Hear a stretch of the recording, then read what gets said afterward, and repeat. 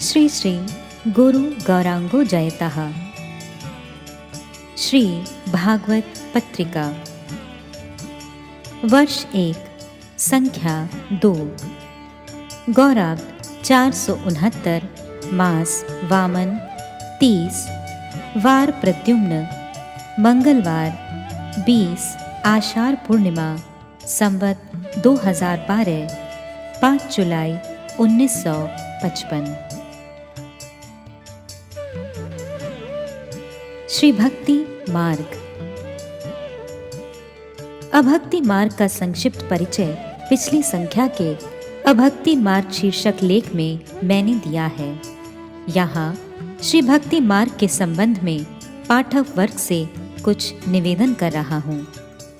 अप्राकृत इंद्रिय द्वारा अप्राकृत कृष्ण का अनुशीलन ही भक्ति है, जो अभक्ति का मार्ग नहीं है और जिस पथ में अनुकूल अप्राकृत कृष्ण सेवा की बातें हैं वही शुद्ध भक्ति का पथ है।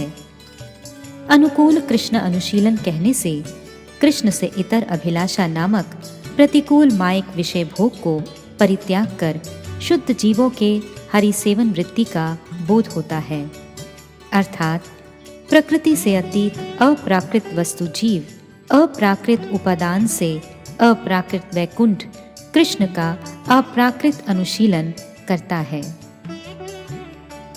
उस भक्ति में वैकुंठितर जड़ माया की कोई उपयोगिता नहीं होती। नारद पंचरात में कहा गया है कि शुद्ध जीव की अप्राकृत इंद्रियों द्वारा अप्राकृत इंद्रियाधिपति कृष्ण के तत्व परत सहित अर्थात अनुकूल भाव से सर्वोपधि मुक्त सेवन या अनुशीलन को भक्ति कहते हैं। माया और वैकुंठ के धर्मों में पार्थक्य। माया का धर्म जीव को भोगों में प्रवृत्त कराना है, किंतु वैकुंठ का धर्म भक्ति है, जो जीव को कृष्ण दास्य में नियुक्त करती है। माया का धर्म प्राकृत अर्थात भोगी जीवों का इंद्रिय तृप्तिकर होता है और मायातीत वैकुंठ धर्म अप्राकृत अर्थात कृष्ण इंद्रियों का प्रीतिदायक होता है, अथवा कृष्ण के अप्राकृत रूप रस गंध शब्द स्पर्श आदि विषयों में शुद्ध जीव की अनुभूति को वैकुंठ धर्म कहते हैं। शुद्ध जीव का इंद्रिय समूह दुराशावश व्यतिरेक भाव से माया के बाह्य विषयों में नियुक्त होने से उसका अर्थात जीव का भोक्ता अभिमान प्रबल होता है एवं तभी उसके स्वरूप की विभ्रांति होती है। वह नित्य कृष्ण दास्य को भूलकर माया के आश्रय में माँ अर्थात नहीं या निंदनीय या अर्थात जो अर्थात माया यानी जो कृष्ण नहीं है अथवा मियते अन्या अर्थात बाह्य वस्तु का भोक्तृत्व अवलंबन कर प्राकृत अभिमान में नित्य संसार भोग का पथ ग्रहण कर अपने भोग्य विषय प्रकृत रूप रसादि का परिमाण अर्थात माप तोल करने में व्यस्त रहता है। शुद्ध जीव का इंद्रिय समूह जब अनुकूल भाव से कृष्ण प्रीति के उद्देश्य से कृष्ण की इंद्रियों की सेवा में नियुक्त होता है, तब जीव का अप्राकृत भोग्य अभिमान प्रबल होता है, जिसे भोगी जन निर्बुद्धिता कहकर नितांत घृणा करते हैं, क्योंकि इसमें भोक्ता की स्वार्थपरता का संपूर्ण रूप से निषेध होता है। अप्राकृत इंद्रियों द्वारा कृष्ण सेवा की यह वृत्ति ही जीव के स्वरूप को उपलब्ध कराती है। नीलकंठीय भक्ति या माया का भजन भक्ति नहीं। दक्षिण भारत के नीलकंठीय शैव विशिष्ट अद्वैत वाद की भक्ति और किसी शुद्ध भक्त या रामानुजीय विशिष्ट अद्वैतवाद की भक्ति एक नहीं। दोनों में आकाश पाताल का अंतर है। जहाँ पर शुद्ध जीव अनुभूति अपवर्ग लाभ कर वैकुंठ वस्तु भगवान को भोक्ता जानने के बदले अपना भोग्य समझती है, उसे दूसरे शब्दों में प्राकृत भोग अथवा अवैष्णव धर्म कहते हैं। वहाँ माया के साथ भगवान योग अर्थात नारी और जीव पुरुष होता है। अवैष्णवों की रुचि के अनुकूल माया को कृष्ण संज्ञा देकर माया के भजन से ही प्राकृत सहज या थियोसफी, बाउल आदि धर्मों की उत्पत्ति हुई है। यह वैष्णवों का भक्ति धर्म नहीं है। उपास्य तत्व में मातृत्व का आरोप भक्ति नहीं। श्रीमन महाप्रभु ने प्रेम भक्ति के सिलसिले में जिन दास्य आदि रसों का उपदेश दिया है, उनमें अवैष्णवों के उपास्य मातृत्व का आरोप कृष्ण में कहीं भी नहीं किया गया है, क्योंकि वैसी स्थिति भक्ति धर्म का प्रतिकूल विषय है। मायावादी मौखिक रूप से गौर भक्त बनकर श्री कृष्ण में मातृत्व या कृष्ण के साथ माया की एकता का आरोप कर भक्ति धर्म का पथ भूल बैठते हैं। प्राकृत सहजियः। 1. प्राकृत पुरुष देह में योषित कल्पना। प्राकृत सहजिया एंथ्रोपोमॉर्फोसिस।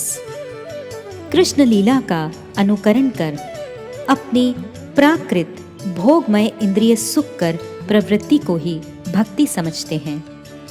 प्राकृत सहजिया 2 प्रकार के होते हैं। वो प्राकृत इंद्रिय तृप्ति परायण होकर कर्म फल के अनुसार प्राकृत पुरुष शरीर धारण करके भी अपने को योषित अर्थात नारी कल्पना कर स्थूल भोगों में आसक्त हैं, एवं योषित गुरु कर कृष्ण होने का आरोप कर अपने को भाव मार्ग में अवस्थित समझते हैं, तथा प्राकृत जड़ संभोग को हरि लीला का प्रकार भेद समझते हैं। वे एक प्रकार के सहजिया हैं। प्राकृत सहजिया 2. स्त्रैण गृहव्रत धर्म द्वारा कृष्ण प्रेम लाभ। दूसरे प्रकार के सहजिया संप्रदाय का कहना है कि भोग्या स्त्री मात्र ही अप्राकृता है और भोक्ता पुरुष मात्र ही अप्राकृत है। स्त्रैण भाव का पोषण करते हुए गृहव्रत धर्म का पालन करने से ही पुरुषों का प्राकृत्व कम होते होते क्रमशः कृष्ण प्रेम उदित होता है। इनके मत में परमहंस वैष्णव गृहव्रत नहीं होने के कारण वैदी साधन भक्त श्रेणी के निम्नस्थ अधिकारी हैं, तथा इन साधकों को कृष्ण प्रेम की उपलब्धि नहीं होती। पवित्र हरि सेवारत गृहस्थ वैष्णवों को ये लोग अपनी तरह गृहव्रत समझते हैं। स्त्रैण न होकर गृहस्थ शुद्ध वैष्णवगण हरि भजन कैसे कर सकते हैं, वे इसे समझना नहीं चाहते। वे कृष्ण के संसार के समस्त अर्थों को केवल अपनी बहिर्मुखी विषय प्रवृत्ति चरितार्थ करने के उद्देश्य से व्यय करते हैं, तथा स्त्री पुत्र आदि की माया ममता में आत्म बलिदान किया करते हैं।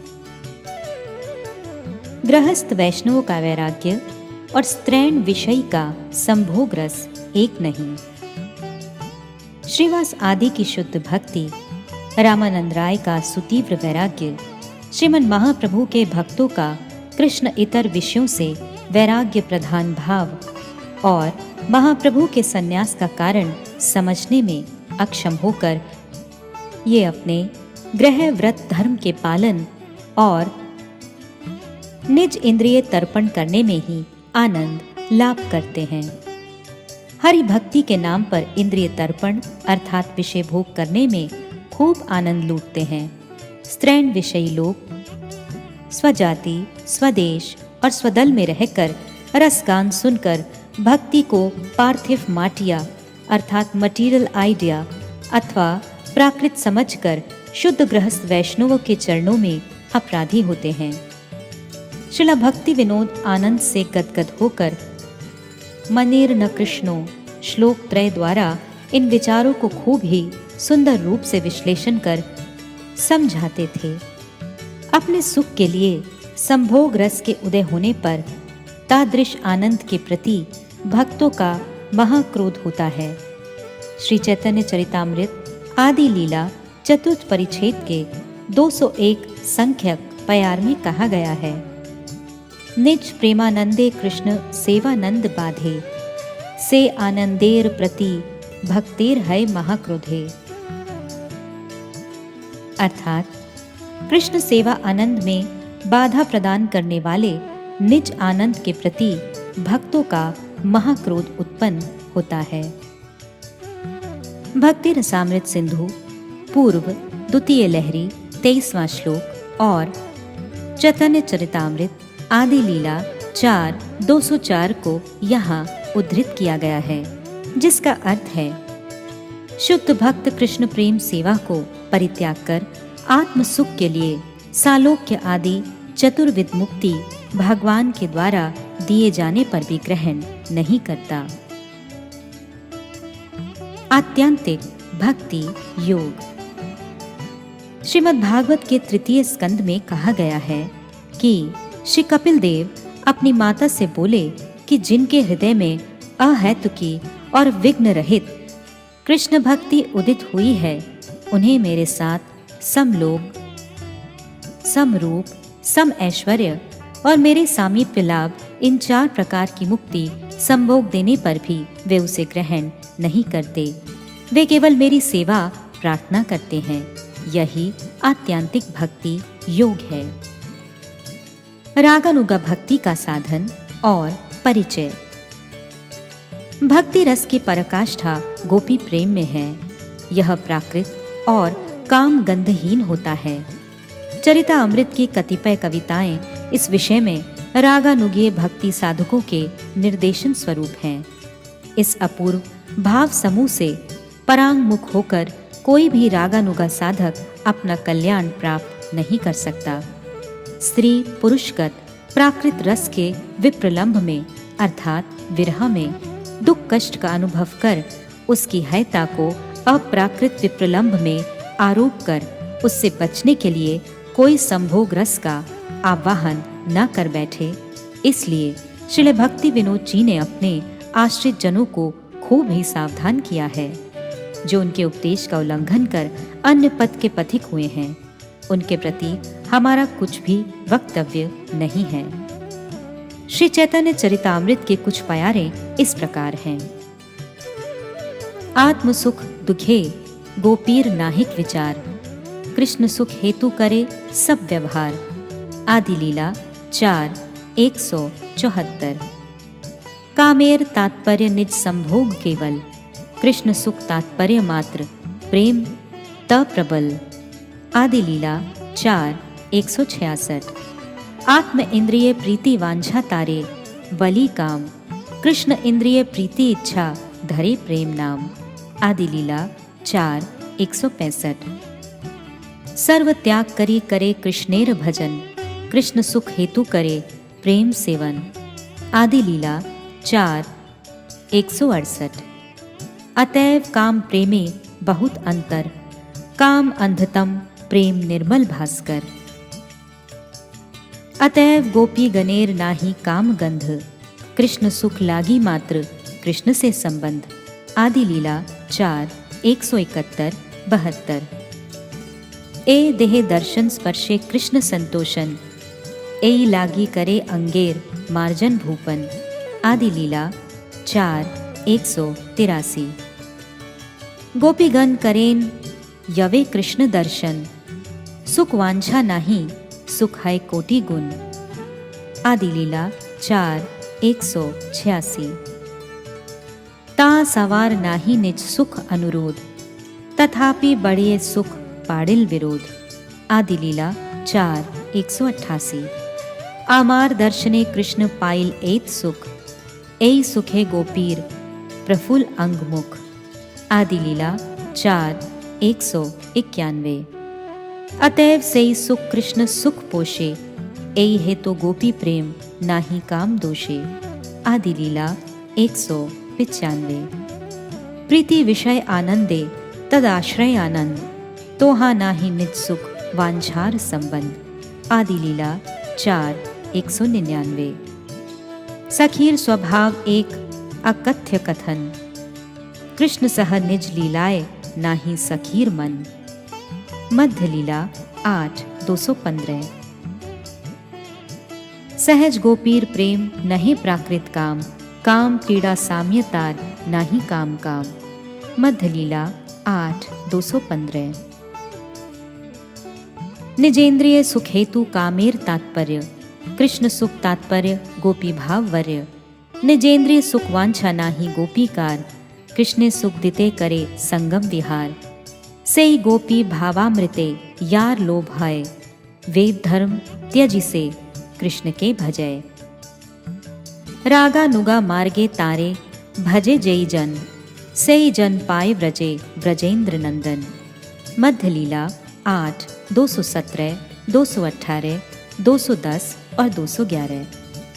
ना गनी आपन दुख सबे वांछे तार सुख, तार सुख आमार तात्पर्य। मोरे यदि दिया सुख तार हैल महासुख, सेई दुख मोर सुख वर्य। आदि लीला 20:52। नित सुखे माने लाभ पणु तार शिरेबाज, कृष्णेर मात्र चाहिए संतोष। आदि लीला 20:55। अर्थात गोपियों को आत्म सुख दुख की तनिक भी स्पृहा नहीं रहती। उनके सभी व्यवहार केवल कृष्ण को सुखी करने के लिए होते हैं। काम का तात्पर्य केवल आत्म संभोग के लिए होता है, किंतु प्रेम में तो कृष्ण सुख की अभिलाषा ही प्रबल होती है।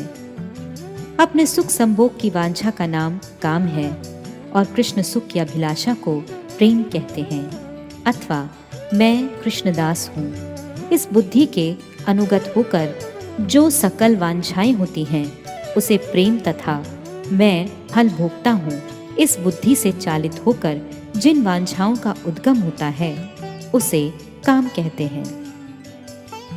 भोक्ता अपना सर्वस्व त्याग कर कृष्ण का भजन करता है।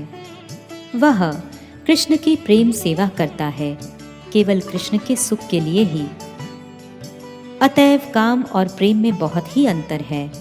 काम घोर अंधकार स्वरूप तथा प्रेम निर्मल भास्कर स्वरूप है। अतएव गोपियों में काम का गंध तक नहीं। उनका कृष्ण के साथ संबंध तो केवल कृष्ण को सुख देने के निमित्त होता है। हमारे देह के दर्शन और स्पर्शन से कृष्ण को आनंद होता है, ऐसा जानकर गोपियां अपने अंगों का मार्जन और श्रृंगार करती हैं। गोपियों के कृष्ण दर्शन में आत्म सुख की वांछा नहीं रहती, तथापि गोपियों के दर्शन से कृष्ण को जितना सुख प्राप्त होता है उस सुख से कोटि गुणा सुख होता है गोपियों को कृष्ण दर्शन से। उन्हें अपने सुख की अभिलाषा नहीं रहती, फिर भी उनका सुख उत्तरोत्तर उज्जवल होकर बढ़ता जाता है। कहाँ गोपियां आई थीं कृष्ण को सुख देने, यहाँ तो इनका ही सुख कोटि गुना अधिक बढ़ गया, अतः यह विरोध उपस्थित हो जाता है। संशय यह होता है कि गोपियों को भी जब कृष्ण दर्शन से सुख होता है तब गोपी प्रेम को भी काम क्यों ना कहा जाए। यहाँ ग्रंथकार इस संशय का छेदन करते हुए कहते हैं कि यहाँ ऐसे संशय की संभावना नहीं, क्योंकि उनके अंगों के दर्शन से कृष्ण को इतना आनंद हुआ है, इससे मन ही मन सुख अनुभव कर उनका वदन कमल आनंद से विकसित हो जाता है।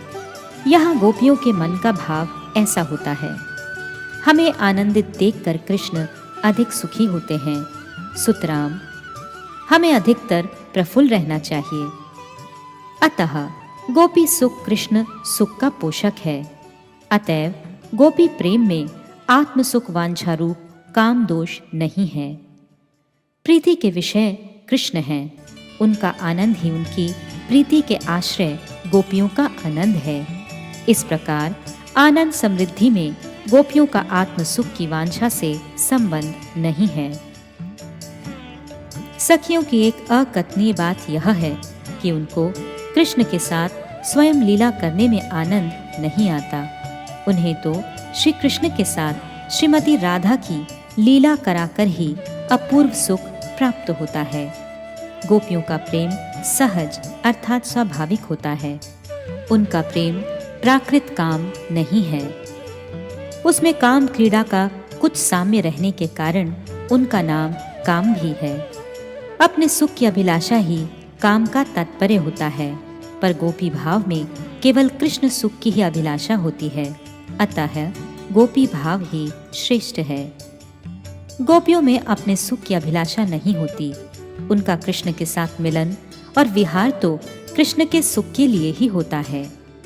गोपियों का कृष्ण के प्रति जो स्वाभाविक राग अर्थात प्रेम भाव होता है, उस गोपी भावामृत के लिए जिसे लोभ होता है, वह वेद धर्म अर्थात वैदिक भक्ति को त्याग कर रागानुगा मार्ग से कृष्ण का भजन कर ब्रज में ब्रजेंद्र नंदन को प्राप्त करता है। गोपियां अपने सुख दुख की गणना नहीं करती। उन्हें कृष्ण सुख की कामना के अतिरिक्त अपने लिए स्वतंत्र सुख की कामना नहीं होती। एक गोपी कहती है, मैं अपने दुखों का विचार नहीं करती, मैं तो सर्वदा उनके ही सुखों की अभिलाषा करती हूँ। उनका सुख ही मुझे एकमात्र इष्ट है। यदि मुझे दुख देने से उन्हें महासुख हो, तो वही दुख मेरे लिए सर्वश्रेष्ठ सुख है। जो नित्य सुख में ही अपने को कृतार्थ समझता है, उनके सिर पर वज्रपात हो अर्थात उनका सर्वनाश हो। वह तो प्राकृत संभोग परायण सहजिया अभक्त हो पड़ता है। मुझे तो एकमात्र कृष्ण को आनंद हो, यही चाहिए। क्रमशः जगत गुरु ओम विष्णुपाद शिला सरस्वती ठाकुर। विशुद्ध सांप्रदायिकता ही आर्य धर्म का गौरव है। संप्रदाय की परिभाषा और उसकी उत्पत्ति। सांप्रदायिकता की निंदा करना ही आर्य शास्त्रों की निंदा है। आर्य शास्त्र जीव मात्र के लिए मंगलप्रद हैं। वे अन्य असंपूर्ण धर्मशास्त्रों की तरह संकीर्ण मत के प्रचारक नहीं हैं। जीव मात्र एक ही अधिकार में अवस्थित है। ऐसा कहने से केवल विज्ञान और इतिहास ही संतुष्ट हो सकते हैं। वस्तुतः समस्त जीव भिन्न भिन्न अधिकार प्राप्त भिन्न भिन्न स्तरों में अवस्थित हैं, जिनमें से कुछ जीवों का किसी मूल विषय में अधिकारों का ऐक्य है। उनकी एक संप्रदाय है। उनके लिए शास्त्र जो उपदेश प्रदान करते हैं, वह उपदेश अन्य अधिकारगत संप्रदाय के लिए स्वीकार करने योग्य नहीं होता। इसी अधिकार के विचार क्रम से ही कर्मी, ज्ञानी तथा भक्तों के भिन्न भिन्न संप्रदाय हैं। भक्तों में भी अधिकार के भेद से पृथक पृथक संप्रदाय हैं। संप्रदायों की व्यवस्था ही आर्य शास्त्रों और आर्य आचार्यों के लिए प्रधान गौरव का विषय है। एक ही विद्यालय के अंतर्गत जिस प्रकार 10 या 12 श्रेणियां होती हैं, आर्य जाति के परमार्थ विद्यालय में उसी प्रकार कतिपय संप्रदायों की व्यवस्था की गई है। संप्रदायों के पृथक पृथक रहने से इस आर्य महाविद्यालय की एकता नष्ट हो जाती है, ऐसी बात नहीं। अंग्रेजी सेक्टेरियन तथा शास्त्रीय सांप्रदायिकता शब्द एक नहीं। जीवों का अधिकार विचार ही शुद्ध सांप्रदायिकता है। पाश्चात्य विचार शास्त्र में जो सेक्टेरियन शब्द व्यवहृत होता है, उसका अर्थ दूसरे प्रकार का है।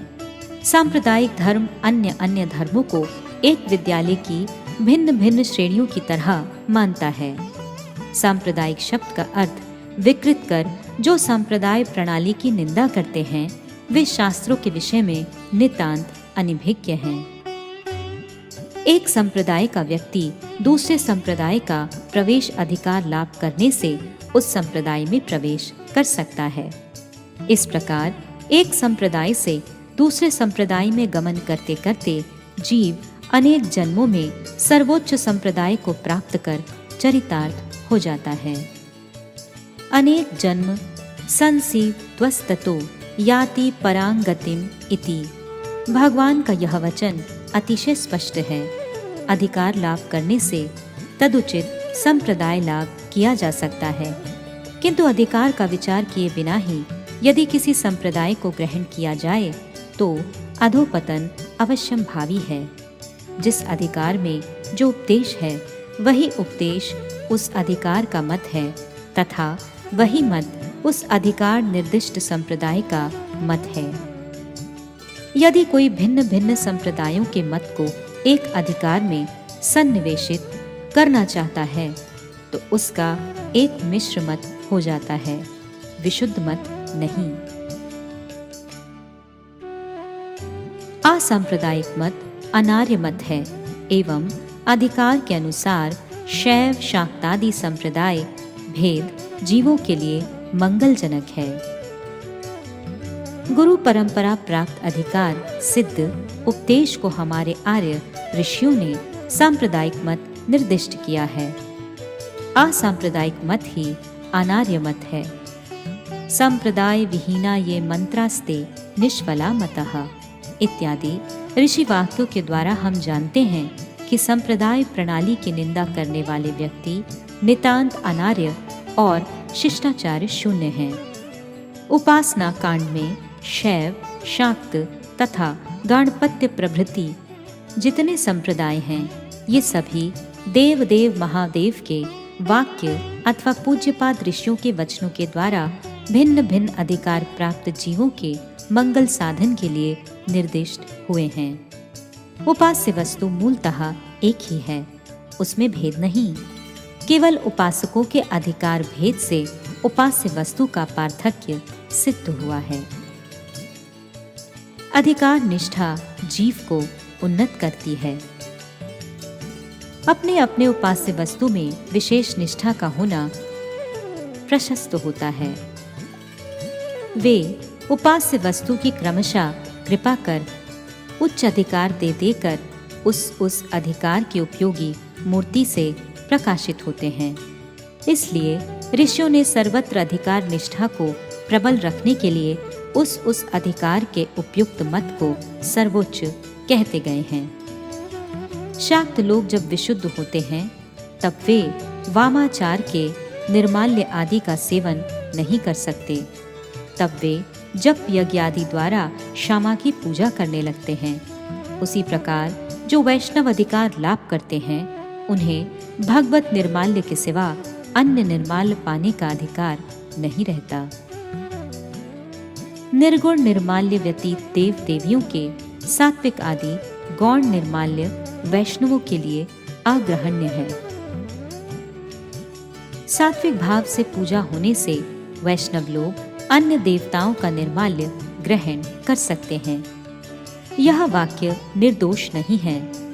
वैष्णवों की उपासना निर्गुण होती है।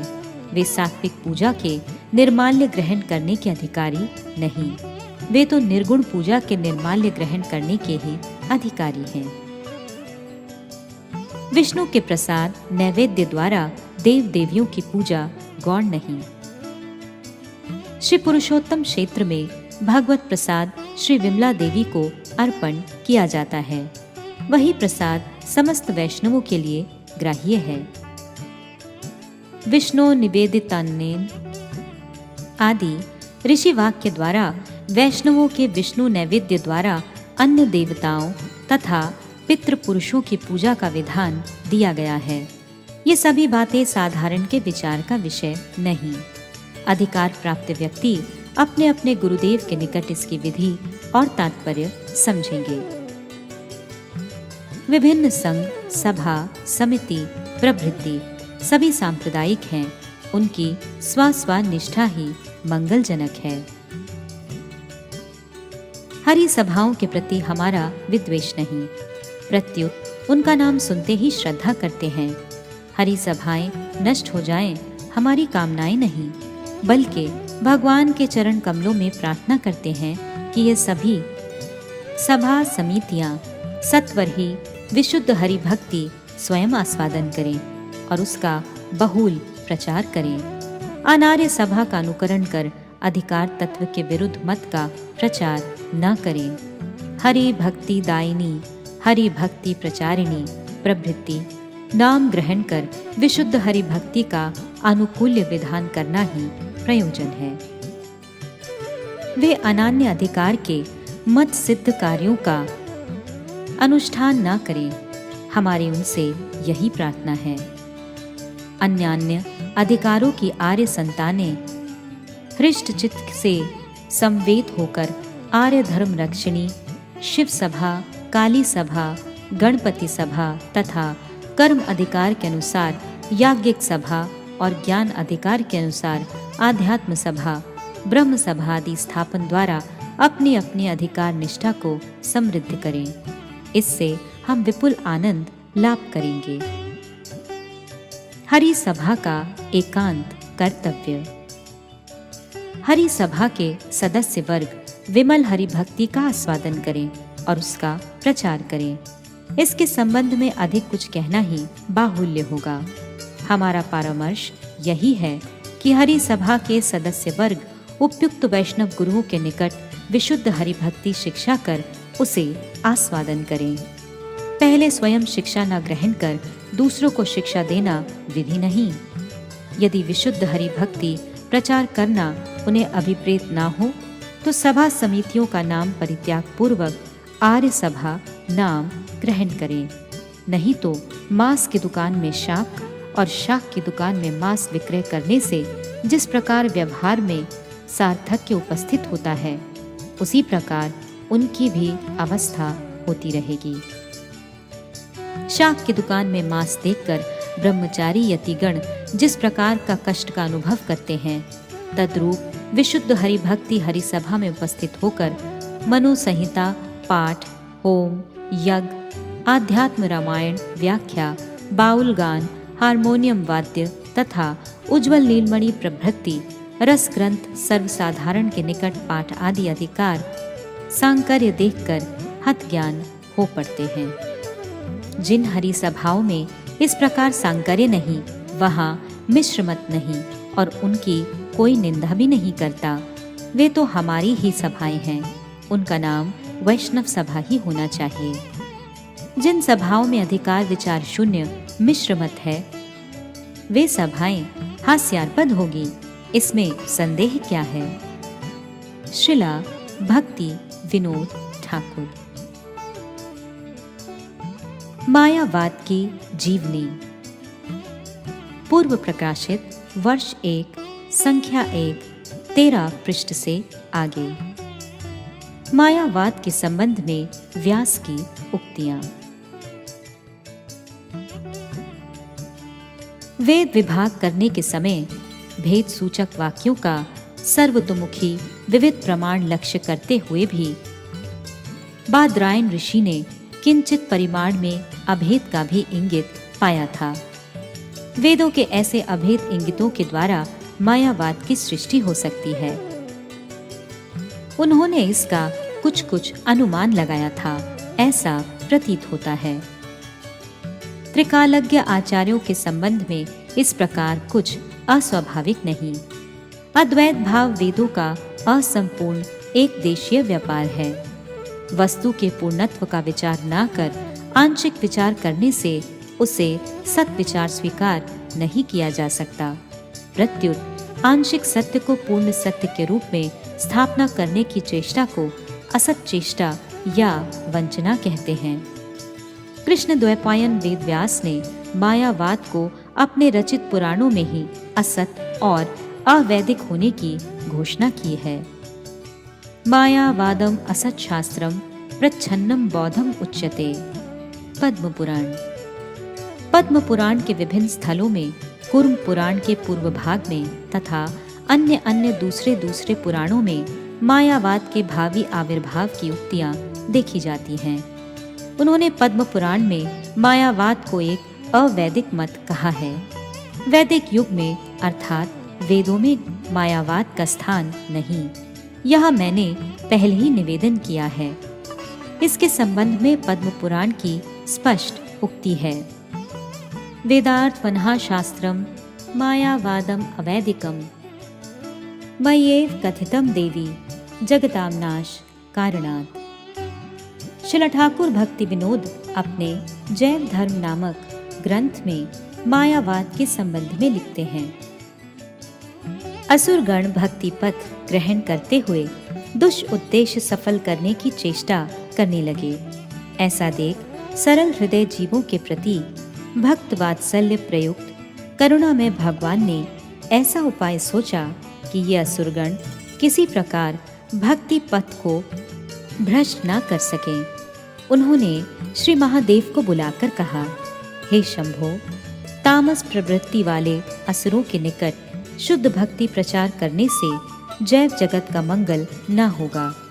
तुम असुरों को मोहित करने के लिए एक ऐसे शास्त्र का प्रचार करो जिसमें मुझे गोपन कर मायावाद प्रकाशित हो, जिसमें आसुरिक चिंता मग्न जीवगण शुद्ध भक्ति पथ परित्याग कर उस मायावाद का आश्रय करें और हमारे सहृदय भक्तगण निस्संशय होकर शुद्ध भक्ति का आस्वादन कर सकें। भगवान विष्णु रुद्र से कह रहे हैं।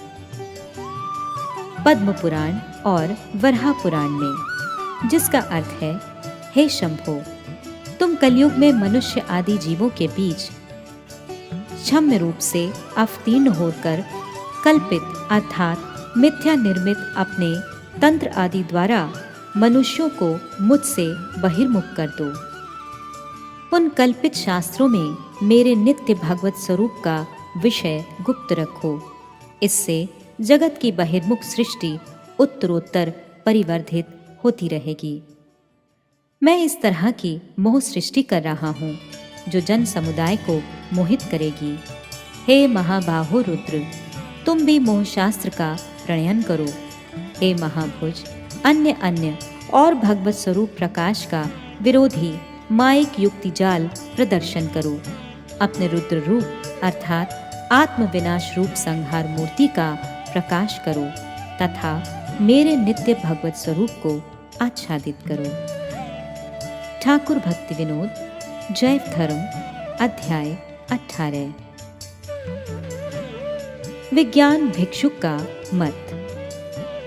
शंकर संप्रदाय के कतिपय विद्वानों का विचार है कि पद्म पुराण में इस प्रकार के उक्ति समूह वैष्णवों के द्वारा ईर्षा मूल से प्रक्षिप्त किए गए हैं, किंतु सांख्य योगी या समन्वयवादी विज्ञान भिक्षु ने सांख्य प्रवचन भाष्य की भूमिका में पद्म पुराण के इस वचन को उद्धृत किया है। पाठक वर्ग की अवगति के लिए इसे उद्धृत किया जा रहा है। समस्त दर्शनों का सामंजस्य स्थापन करना ही विज्ञान भिक्षु का उद्देश्य था। उन्हें आचार्य शंकर से ईर्ष्या न थी, वरन निरपेक्ष भाव से उनके गुण और दोष दोनों की ही आलोचना उन्होंने की है। वास्तवदर्शी महाजनगण सत्य को सत्य एवं मिथ्या को मिथ्या ही जानते हैं, सत्य को मिथ्या या मिथ्या को सत्य नहीं जानते। किसी काल्पनिक मत का दोष दिग्दर्शन करना ही यदि ईर्ष्या मूलक व्यवहार कहा जाए तो आचार्य शंकर भी उस दोष से मुक्त न थे। उन्होंने शाक्य सिंह बुद्ध को पागल की व्याख्या देते हुए भी त्रुटि न की। आचार्य शंकर ने ब्रह्म सूत्र के भाष्य में कहा है, सुगत बुद्ध असंबंध प्रलापोक्ति अर्थात मति छन्न की तरह प्रलाप किया है। उक्त भाष्य नीचे उद्धृत किया जा रहा है। ब्रह्म सूत्र शंकर भाष्य 2:1-32। सुगत के प्रति शंकराचार्य के ऐसे श्लेष युक्त वचनों को देखकर कोई ऐसा न समझे कि शंकर बौद्ध मत के विरोधी थे। सुगत बुद्ध के विज्ञानात्मकवाद तथा बाह्य आत्मवाद का खंडन करने के लिए उन्होंने जिस बड़े समारोह के साथ युक्तियों तथा तर्कों की अवतारणा की है, शून्यवाद के खंडन में उनकी वैसी चेष्टाएं नहीं देखी जाती। शंकर की श्रद्धा भीतर ही भीतर बुद्ध तथा उनके शून्यवाद के प्रति प्रभुत परिमाण में थी। इसका निर्देशन पीछे किया जाएगा। व्यासदेव की इन उक्तियों से विदित होता है कि आचार्य शंकर प्रच्छन्न बौद्ध थे। बुद्ध के वेद विरुद्ध मतवाद को उन्होंने वेद के सांचे में ढालकर इस जगत में प्रचुर रूप से प्रचार किया है। बुद्ध के संबंध में मतभेद। श्री विष्णु बुद्ध और शाक्य सिंह बुद्ध। पुराणों के विभिन्न स्थलों में मायावाद को बौद्ध मतवाद कहा गया है, ऐसा देखा जाता है। ऐसी परिस्थिति में यहाँ बौद्ध मतवाद के संबंध में ही प्रसंगवशतः कुछ आलोचना होनी आवश्यक है। बुद्धदेव का मतवाद ही बौद्धवाद है। अतः बुद्धदेव के संबंध में शास्त्रों का विचार क्या है, पाठक वर्ग को ये जानना आवश्यक है। श्री बुद्धदेव विष्णु के 10 अवतारों में अन्यतम हैं। श्रील जयदेव गोस्वामी लिखते हैं, वेदा अनुरद्धते जगन्ति वहते भूगोल मुद्विभ्रते, दैत्यम दार्यते बलिम छल्यते क्षत्रक्षयं कुर्वते, पौलत्स्यं जयते हलं कल्यते, कारुण्यमात्तवन्ते म्लेच्छान् मूर्छयते दशाकृति कृते कृष्णाय तुभ्यं नमः। उन्होंने अन्यत्र दशावतार स्तोत्र के 9वें स्तोत्र में बुद्धदेव के संबंध में लिखा है, निंदसी यज्ञ विधेरहः श्रुति जातम सदय हृदय दर्शित पशुघातम, केशवधृता बुद्ध शरीरा जय जगदीश हरे।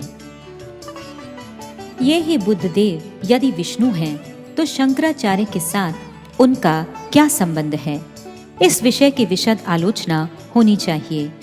शंकर के मतवाद को यदि बौद्ध मतवाद कहना हो तो दोनों के बीच संबंध कहाँ है, उसके अनुसंधान करने की आवश्यकता है। अतएव बुद्ध के संबंध में जो प्रकृत धारणा है, इस प्रबंध में उसका किंचित मात्र वर्णन किया जा रहा है। आचार्य शंकर ने बुद्धदेव के संबंध में जो विचार किया है वह विशुद्ध प्रतीत नहीं होता। वे कहना चाहते हैं कि वैष्णवों के उपास्य बुद्ध और शाक्य सिंह बुद्ध एक हैं, किंतु वास्तव में बात ऐसी नहीं है। परम पूज्य आचार्य कुल शिरोमणि जगत गुरु ओम विष्णुपाद श्री श्रीमद भक्ति सिद्धांत सरस्वती ठाकुर का बुद्ध के संबंध में कथन है, शाक्य सिंह बुद्ध एक अति ज्ञानी जीव मात्र है, अतः उन्हें भगवत अवतार बुद्ध के साथ एकाकार करने अथवा समान समझने से शाक्य सिंह बुद्ध के प्रति आचार्य शंकर की यथेष्ट आंतरिक श्रद्धा भक्ति का ही परिचय मिलता है।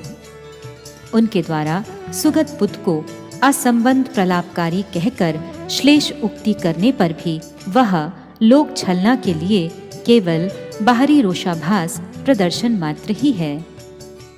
यहाँ प्रश्न हो सकता है कि आचार्य शंकर ने किस स्थल पर ऐसा मंतव्य प्रकट किया है जिससे गौतम बुद्ध और भगवान बुद्ध का एक होना प्रतीत होता है। इसके उत्तर में मैं सज्जन पाठक वर्गों को शांकर भाष्य का विचार करने के लिए अनुरोध करता हूँ।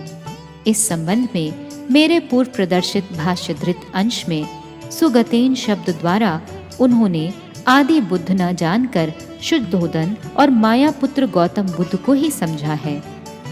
बुद्ध के सिद्धांत के संबंध में उनका नाम उल्लेख कर अपने भाष्य में उन्होंने कहा है, सर्वथा अपि अनादरणीय अयम सुगत समय श्रेयस्कामय इति अभिप्रायः। इस वाक्य में उन्होंने माया पुत्र बुद्ध को ही सुगत बुद्ध कहने का भ्रम किया है।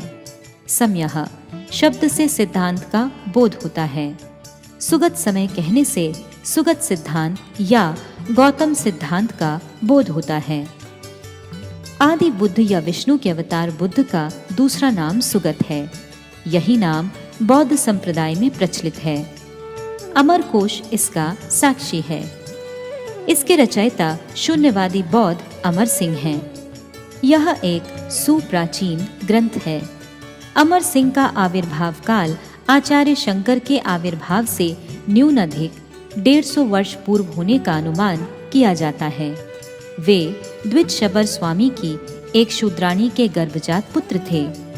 इनके संबंध में पंडित समाज में अति प्राचीन समय से एक श्लोक प्रचलित है, ब्राह्मण्याम भवद वराह मिहिरो ज्योतिर्विदाम गृणी राजा भर्त ही हरिश्च विक्रम नृपः शत्रात्म जायाम भूत वैश्यायाम हरिचंद्रो वैद तिलको जातश्च शंकुकृति शूद्रायाम मरः षडेव शबर स्वामी द्विजस्य यात्मजः। अमरकोश के 2 बुद्ध। अमर सिंह ने बौद्ध धर्म के अनेक ग्रंथों की रचना की थी। दैववश उनके सारे ग्रंथ आचार्य शंकर के हाथों में पड़ गए। आचार्य ने कोश ग्रंथ के अतिरिक्त सभी ग्रंथों को जला दिया। उनके द्वारा सुरक्षित इसी अमर कोश में ही बुद्ध देव के संबंध में लिपिबद्ध है। सर्वज्ञः सुगतो बुद्धो धर्मराजस्तथागतः समंत भद्रो भगवान मार्जिल्लोक जिजीनः षड्भिज्ञो दशबलो अद्वैवादी विनायकः मुनीन्द्रः श्रीघनः शास्तमुनिः शाक्य मुनियस्तु यः सा शाक्य सिंह सर्वार्थ सिद्ध शौद्धोदन इश्च सह गौतमश्चार्क बंधुश्च माया देवी सुतश्च सह। उक्त श्लोक में सर्वज्ञ से लेकर मुनि पर्यंत 18 नामों से बुद्ध अर्थात आदि बुद्ध 6 को लक्ष्य किया गया है। शाक्य मुनिनस्तु से माया देवी सुतश्च सह पर्यंत शाक्य सिंह बुद्ध को लक्ष्य किया गया है। उक्त 18 नामों से परिचित बुद्ध और बाद के 7 नामों से परिचित बुद्ध कभी एक नहीं है। इस संबंध में श्री रघुनाथ चक्रवर्ती महोदय की टीका आलोच्य है। मैं उसके प्रयोजन अंश को उद्धृत कर पाठक वर्ग को समझाने की चेष्टा करूंगा। चक्रवर्ती महोदय ने उक्त श्लोक में मुनि पर्यंत को एक भाग एवं अवशिष्ट अंश को एक दूसरे भाग में विभक्त कर स्वर्ग वर्ग में 6 और 7 दोनों संख्याओं में टीका की है। 6 संख्या यथा मुनि पर्यंतम अष्टादश बुद्धे अर्थात सर्वज्ञ शब्द से लेकर मुनि पर्यंत बुद्ध वाचक है, अतः सुगत शब्द भी विष्णु बुद्ध वाचक है। अब 7 संख्या की टीका कीजिए। एते सप्त शाक्य वंशावतीर्णो बुद्ध मुनि विशेषे अर्थात शाक्य सिंह शब्द से माया देवी सुतश्च पर्यंत 7 शब्दों से शाक्य वंशावतीर्ण शाक्य सिंह मुनि या बुद्ध मुनि को समझा जाता है। उक्त श्लोक तथा टीका से स्पष्टतः प्रतीत होता है कि सुगत बुद्ध और शून्यवादी मुनि बुद्ध एक नहीं हैं। यहाँ पाठक वर्ग से माननीय मिस्टर कैरी महोदय द्वारा मुद्रित तथा मिस्टर H.T. कोलब्रुक महोदय द्वारा सन 1807 ईस्वी में श्री रामपुर से प्रकाशित अमरकोश ग्रंथ को देखने का अनुरोध करूंगा। इस ग्रंथ के दूसरे एवं तीसरे पृष्ठों पर बुद्ध शब्द का परिचय दिया गया है। 2 पृष्ठ पर मार्जिनल नोट में प्रथमोक्त अष्टादश नामों के संबंध में अजीना और बुद्धा लिखा है तथा शेष के 7 नामों के मार्जिनल नोट में इस प्रकार लिखा है। बुद्धा इस शेषोक्त बुद्ध शब्द के फुटनोट में लिखा है the founder of the religion named from him. Shri H.T. Colebrook महोदय ने जिन जिन टीकाओं का अवलंबन कर इस ग्रंथ को प्रकाशित किया है उन्हें अपनी भूमिका में लिपिबद्ध किया है। उन्होंने माननीय रघुनाथ चक्रवर्ती महोदय की टीका के अलावा भी अन्य 25 टीकाओं का उल्लेख किया है। यहाँ पर उनके नामों का उल्लेख नहीं कर रहा हूँ। गौतम बुद्ध ने ही बाह्यात्मवाद, ज्ञानात्मवाद तथा शून्यवाद की स्थापना की है। सुगत बुद्ध में किसी प्रकार की नास्तिकता की गंध का भी प्रमाण नहीं मिलता। शून्यवादी सिद्धार्थ कपिल वंश के गौतम मुनि के शिष्य थे, इसलिए उनका दूसरा नाम गौतम है। गुरु गोत्रादतः कौत्सास्ते भवन्ति स्म गौतमः। सुंदरानंद चरित। क्रमशः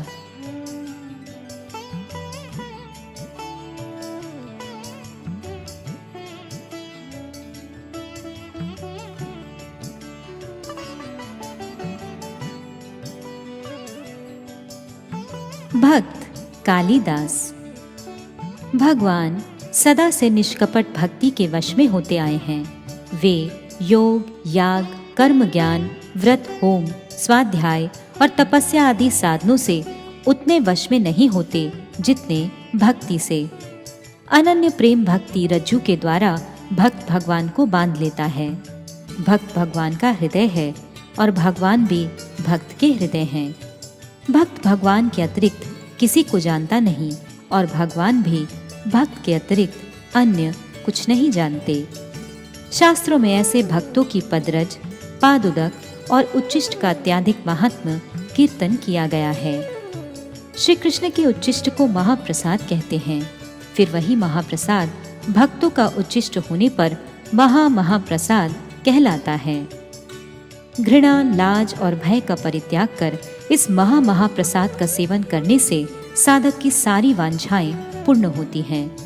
भक्ति के साधन में ये तीनों महान बल देते हैं। जिन श्रद्धालु साधकों की श्रद्धा इन तीनों के प्रति हुई, फिर भगवान भी पद धूलि की लालसा से उनके पीछे पीछे दौड़ते हैं। ऐसे भक्तों को जड़ीय भेद दर्शन नहीं रहता। ऐसे भक्तों का जीवन धन्य है। जगत उनके दर्शनों से पवित्र हो जाता है। भक्त प्रवर कालिदास जी ऐसे ही परम भक्तों में से थे। सरस्वती का विशाल वक्ष शुष्क होने पर भी बंगाल के इतिहास में इसकी पुरानी सुजला सुफला मूर्ति स्वर्ण अक्षरों में अंकित है। इसी सरस्वती नदी के किनारे सप्तग्राम एक समय बंगाल का प्रसिद्ध, सुंदर और समृद्धिशाली नगर था। उसके पास ही भदोया नामक ग्राम में श्रीमन महाप्रभु के समसामयिक कालिदास जी का जन्म हुआ। ये परम वैष्णव थे। बाल्यकाल से ही भगवान नाम में इनकी अपूर्व निष्ठा थी। खाते पीते, चलते फिरते, सोते जागते सर्वदा भगवान के मधुर नामों का उच्च स्वर में कीर्तन करते थे। ये अपने ग्रह के प्रत्येक कार्य हरे कृष्ण के संकेत से करते थे। वैष्णवों के प्रति तो इनकी बड़ी ही अद्भुत निष्ठा थी। वे जहां कहीं भी वैष्णवों का पता पाते वहीं दौड़ जाते। उनके पास खाने के लिए उत्तम उत्तम वस्तुएं भेंट कर उनका उच्चिष्ट महाप्रसाद आग्रह से मांग कर खाते। इसी में वे परम आनंद का अनुभव करते। यदि कोई भक्त संकोचवश इन्हें अपना उच्चिष्ट नहीं देता तो ये आसपास कहीं छिप जाते। जब वह भक्त उस प्रसाद को खाकर उच्चिष्ट पात्र बाहर फेंक देता तो ये उस पात्र को लेकर चाटने लगते और उसके अप्राकृत रसास्वादन में विभोर हो जाते। ब्राह्मण वैष्णवों की तो बात ही क्या, शूद्र कुलोद्भूत वैष्णवों के घर भी लुक छिप कर उनके उच्चिष्ट खाया करते। ये सभी जीवों को भगवत दास के रूप में दर्शन करते थे। अतः सर्वदा ही उनकी स्वाभाविक सेवा वृत्ति थी। उनमें सीमित सामाजिक दर्शन का तनिक भी स्थान न था। वे उनके उच्चिष्ट को महाप्रसाद के रूप में ग्रहण करते थे, न कि सामाजिक ब्राह्मण या शूद्र की धारणा से। ये तन्मय होकर श्री हरिनाम का उच्च स्वर से कीर्तन करते, भक्तों का पादुदक पान करते, उनके पद धूलि मस्तक पर धारण करते तथा उनके उच्चिष्ट महाप्रसाद का सेवन बड़ी श्रद्धा के साथ करते थे।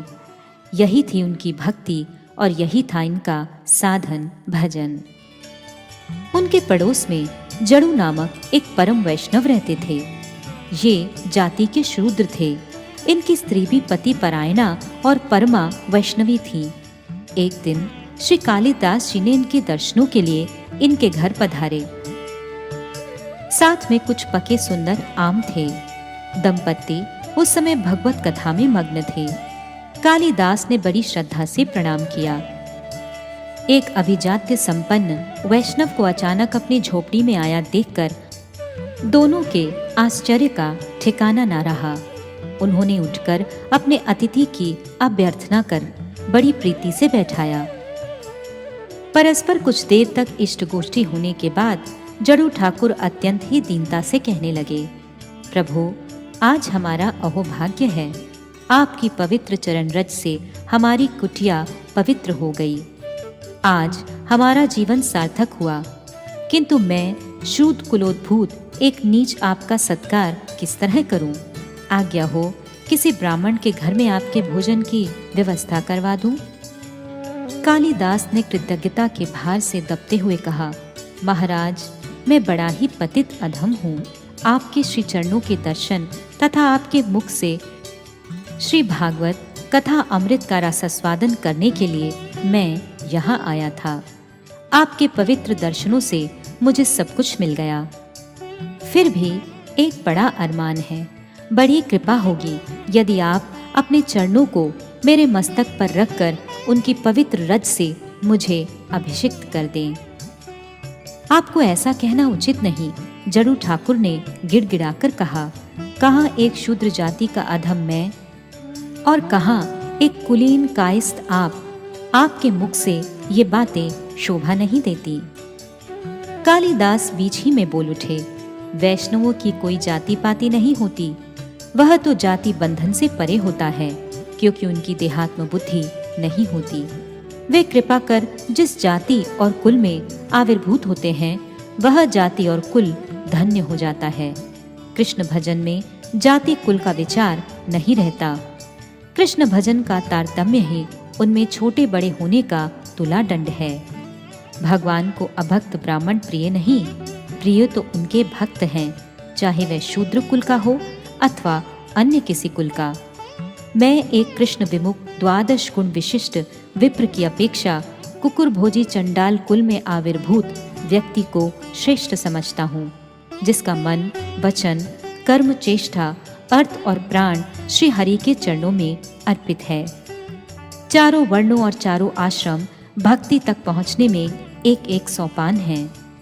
जो सर्वोच्च शिखर पर आरूढ़ है, वह निम्नस्थ सोपानों का अतिक्रमण कर चुका है, ऐसा समझना चाहिए। जिस प्रकार एमए क्लास के विद्यार्थी में निम्न श्रेणियों की योग्यता गौण रूप से वर्तमान होती है, उसी तरह वैष्णवों में ब्राह्मणेयत्व आदि गुण गौण रूप से अनुस्यूत होते हैं। ब्राह्मणत्व लाभ किए बिना वैष्णवत्व प्राप्त नहीं किया जा सकता। जो भगवान नामों का कीर्तन करते हैं, वे श्वपच कुल में अवतीर्ण होने पर भी श्रेष्ठ हैं। उन्होंने अपने पूर्व जन्मों में ही सारी तपस्याओं को कर लिया है। ब्राह्मण आदि उच्च वर्गों के अधिकार उचित होम आदि अनुष्ठानों को समाप्त कर लिया है तथा उनका समस्त तीर्थों में स्नान हो चुका है। वे ही प्रकृत सदाचारी आर्य हैं और वे सा अंग वेद अध्ययन कर चुके हैं। शास्त्रों में इसके भूरी भूरी प्रमाण हैं। आप परम भागवत हैं, आप कृपा करें। आपका सारा कथन शास्त्र सम्मत परम सत्य है, मैं इसे मानता हूँ। जड़ू ठाकुर ने नम्रता से कहा, किंतु वह भक्त होना चाहिए। मैं अधम भला भक्ति करना क्या जानूं। आहार, निद्रा, भय, मैथुन रूप पशु धर्म में हमारा जीवन कट गया। भगवान नाम और उनकी कथाओं में तनिक भी रुचि ना हुई। मैं तो विषय गर्त में पड़ा हुआ एक शूद्र कीट हूँ। कालिदास ने कहा, महात्मन, दैन्य भगवत भक्ति की सुदृढ़ भित्ति है। इसी सुदृढ़ भित्ति पर भगवत भक्ति का विराट महल खड़ा है। हरि संकीर्तन का वही अधिकारी है जो तृण की अपेक्षा अपने को शूद्र समझता है, जो वृक्ष की तरह सहिष्णु होता है, जो स्वयं मान शून्य होकर दूसरों को सम्मान प्रदान करता है। हरि संकीर्तन का तारतम्य ही वैष्णवत्व का तारतम्य है। सुतराम, जिसे जितना अधिक दैन्य है, उसका हरि संकीर्तन उतना ही सुष्ट होता है, और जिसका हरि संकीर्तन जितना ही सुष्ट होगा, वह उतना ही उत्तम वैष्णव है। दैन्य, वैष्णवता और हरि संकीर्तन एक ही सूत्र में परस्पर संबद्ध हैं। आप दीनता की प्रतिमूर्ति हैं। आप अपने को शूद्र कुल के आवरण में ढककर मुझे वंचित करना चाहते हैं। इस प्रकार कालिदास के बहुत आग्रह करने पर भी जड़ू ठाकुर ने अपनी चरण रज देने के लिए प्रस्तुत न हुए। आखिर कालिदास उस दंपत्ति को प्रणाम कर विदा हुए। जड़ू ठाकुर उन्हें कुछ दूर तक पहुंचाकर घर लौट आए। कालिदास ने सुअवसर देखकर जिस स्थान पर जड़ू ठाकुर के पद चिन्ह पड़े थे, उस स्थान की धूल उठाकर मस्तक पर धारण किया, फिर सारे अंगों में लगाया और लौटकर जड़ू ठाकुर की झोपड़ी के पीछे छिप गए। इधर जड़ू ठाकुर लौटे। उन्होंने शिव विग्रह के निकट तुलसी प्रभृति द्वारा निवेदन की विधि का अवलंबन न कर उन आमों का कृष्ण के लिए मानस भोग लगाया। उनकी सहधर्मिणी उन प्रसादी आमों को पतिदेव को खिलाने लगी। वे आमों को चूसकर गुठलियों और छिलकों को अलग रखते जाते थे। तत्पश्चात उनकी सहधर्मिणी ने स्वयं उन्हें चूसकर गुठलियों और छिलकों को बाहर घूरे में फेंक दिया। जड़ू ठाकुर ने इति पूर्व किसी ब्राह्मण के घर कालिदास के भोजन की व्यवस्था के लिए अनुरोध किया था। कालिदास को ये स्मरण था, किंतु ब्राह्मण के घर प्रसाद पाने से उनका आत्मभोग तथा वैष्णव को नीच कुल में उद्भूत अस्पृश्य विचार से उनकी अवज्ञा का अपराध लगेगा, ऐसा समझकर उनसे सहमत न हुए थे। अब उनके महाप्रसाद सेवन का सुयोग उपस्थित हुआ था। वे घूरे पर फेंके हुए उच्चिष्ट गुठलियों और छिलकों को उठाकर चूस चूस कर महाप्रसाद का सम्मान करते करते प्रेम आनंद में विभोर होकर नृत्य करने लगे। श्रीमन महाप्रभु इनके निष्ठा और भक्ति भाव से संतुष्ट होकर श्रीधामपुरी में उनके ऊपर स्वयं प्रचुर कृपा की थी।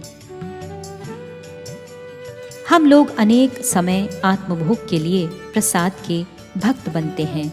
वस्तुतः वह अप्राकृत प्रसाद में हमारी सेवा बुद्धि का अभाव रहता है। हम आत्मभोग की स्पृहा या जिह्वा लांपट्य के लिए ही भक्त के थाल में प्रसाद सजाया करते हैं। कालिदास ने अपने आदर्श में दिखलाया है कि जिस वस्तु को शुद्ध वैष्णव ग्रहण नहीं करते, उसे नाना प्रकार नैवेद्य की मुद्रा तथा अर्चन विधि के अनुसार बाह्य दृष्टि से तुलसी प्रभृति संयोग द्वारा श्री विग्रह के निकट उपस्थित किए जाने पर भी प्रकृत प्रस्ताव में श्री भगवान ने उसे ग्रहण किया है या नहीं संदेह रहता है। किंतु वैष्णव ब्राह्मण स्वपच या किसी अन्य कुल का हो, वह बाह्य दर्शन से स्त्री या पुरुष अथवा गृहस्थ या सन्यासी हो, वह नैवेद्य की विधि से भगवान को भोग निवेदन किया हो या न किया हो, भगवान सुनिश्चित रूप से उसे ग्रहण करते हैं। भगवान स्वयं कहते हैं, हे ब्राह्मण, मैं भक्तों की जिह्वा के अग्रभाग से रस ग्रहण करता हूँ। यह कालिदास के आदर्श से एक और लक्ष्य करने का विषय है। हम बहुधा भूरी भोजन या उत्तम वस्तुओं के भोजन के लिए महाप्रसाद की दुहाई देकर अपनी जिह्वा लांपट्य चरितार्थ करने का सुयोग अन्वेषण करते हैं, किंतु कालिदास ने घूरे पर पड़े जिन गुठलियों और छिलकों का संग्रह किया था, उसमें उत्तम या भूरी भोजन का पदार्थ कुछ भी अवशिष्ट न था। इसके द्वारा उन्होंने भी हमें समुचित शिक्षा दी है कि जो कुछ भी सार भाग है उसे हरि गुरु वैष्णवों को प्रदान करना चाहिए। मक्खन या रबड़ी उन्हें ही भोग लगाना चाहिए। हम लोग उनसे निशेषित अवशिष्ट स्वल्प महाप्रसाद रूप से ग्रहण कर निरंतर कृष्ण भजन के लिए जीवन धारण करेंगे। सार भाग ग्रहण नहीं करने से हमारा शरीर कैसे टिकेगा? ऐसी दुर्बुद्धि अनर्थ युक्त बद्ध जीवों के हृदय में उदित होती है। इस दुर्बुद्धि के मारे हम समझते नहीं कि उत्तम खाने तथा उत्तम पहनने से हमारा जो शरीर पुष्ट होगा, उसे माया की दास्ता ही चूस कर खा जाएगी। जिनकी ऐसी दुर्बुद्धि दूर नहीं हुई है, वे शरीर की पुष्टि के फल को भगवत सेवा में कभी नियोजित नहीं कर सकते। निरंतर अकृत्रिम कृष्ण सेवा परायण वैष्णवों की उत्तम वस्तुओं में आसक्ति नहीं रहती। उनका विचार यह है कि हम प्रसाद को भोजन नहीं कर सकते। प्रसाद हम लोगों को भोजन करते हैं और करेंगे। महाप्रसाद जिनको आत्मसात कर चुके हैं अथवा करते हैं, वे ही प्रकृत प्रस्ताव में चतुर्विध रस समन्वित उत्तम प्रसाद सेवन के अधिकारी हैं। श्री कालिदास और श्री जड़ू ठाकुर के आदर्श से आधुनिक सुविधावादी संप्रदाय एक दूसरा ही तथ्य बाहर करने की चेष्टा करेगी। अतः उसके प्रतिषेधक कुछ बातें कहनी आवश्यक हैं। जो प्रकृत हरिजन शब्द के तात्पर्य को विकृत करने के पक्षपाती हैं और जागतिक सुविधावादी हैं, वे कह सकते हैं कि अभिजात्य संपन्न कालिदास ने जब शूद्र का उच्छिष्ट खाया है, तब महाप्रभु भी आधुनिक अस्पृश्यता निवारण आंदोलन के प्रवर्तक या समर्थक हैं। कालिदास या महाप्रभु के अन्य भक्त किसी दिन भी शूद्र, यवन अथवा बहिर्मुख शौक ब्राह्मणों के सामाजिकता के साथ अस्पृश्यता या स्पृश्यता का विचार नहीं करते थे अथवा नीच कुल के व्यक्तियों को हरिजन नहीं कहा। एक तरफ जिस प्रकार जड़ू ठाकुर प्राकृत अप्राकृत हरिजन थे, दूसरी तरफ अभिजात्य संपन्न श्री रूप, सनातन, रघुनाथ भट्ट, श्री कालिदास ये सभी अप्राकृत हरिजन हैं। यदि कालिदास जड़ू ठाकुर को शूद्र होने के नाते उनका अथवा उनकी स्त्री का उच्छिष्ट ग्रहण किए होते अथवा गृहस्थ लीला अभिनयकारी ब्राह्मण कुल शिरोमणियों के अग्रणी श्री अद्वैत प्रभु शांतिपुर में अपने गृह में ठाकुर हरिदास जी को एक मुसलमान समझकर उनके साथ एक पंक्ति में भोजन करते, तो आधुनिक सुविधावादियों का कहना सत्य समझा जाता। किंतु उन्होंने तस्मै देयम ततो ग्राह्यम साचा पूज्यो यथा ही अहम विचार से उन्हें अप्राकृत हरिजन जानकर उनके प्रति संपूर्ण जाति बुद्धि रहित होकर केवल मात्र हरि भजन के अनुकूल षड्विध संलाप के उद्देश्य से ऐसा आचरण दिखलाया था। उनका आचरण महाप्रभु के भक्तों का आदर्श है। गौड़ीय वैष्णवों का यह सुविचारपूर्ण सदाचार जिस दिन मानव जाति ग्रहण करेगी, उसी दिन विश्व की सभी अमीमांसित जटिल समस्याओं का सुंदर समाधान हो जाएगा। सर्वत्र ही उच्च गुणों का आदर होना चाहिए। शास्त्र और महाजनों की यही शिक्षा है। जैव धर्म पूर्व प्रकाशित वर्ष 1 संख्या 1 23 पृष्ठ के आगे। कुछ दिन इस तरह रहने के बाद सन्यासी ने परमहंस बाबा जी से तत्व जिज्ञासा करने की इच्छा की। इस समय वेश के सिवा और सब बातें उन्होंने वैष्णवों जैसी ग्रहण कर ली थीं। शम दम आदि गुणों से संपन्न होकर संपूर्ण रूप से ब्रह्म निष्ठा उन्होंने पहले ही प्राप्त कर ली थी। इस समय उस निष्ठा के ऊपर परब्रह्म की चितलीला निष्ठा भी उत्पन्न हुई। साथ ही साथ दीन भाव भी प्रबल हो उठा। एक दिन अरुणोदय के समय परमहंस बाबा जी पवित्र होकर तुलसी माला में हरिनाम संख्या करते करते माधवी मंडप में बैठे। कुंज भंग लीला की स्मृति हो जाने के कारण उनके नेत्रों से निरंतर प्रेम अश्रु की धारा प्रवाहित हो रही थी। अपने सिद्ध भाव से परिभावित तत्काल उचित सेवा में नियुक्त होकर वे अपनी स्थूल देह की स्मृति को खोने लगे।